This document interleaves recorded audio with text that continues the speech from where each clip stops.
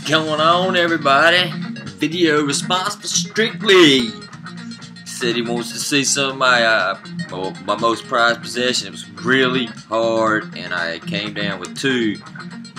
Of course, this Tom Bunk sketch I pulled has got to be one of my top favorite things I own in my GPK collection. I mean, it's the only GPK sketch I got. I pulled it. I didn't buy it off eBay, so it's extremely cool to me. Next thing would be this awesome gift I got from the GPK UG. That Blasted Billy, graded 8.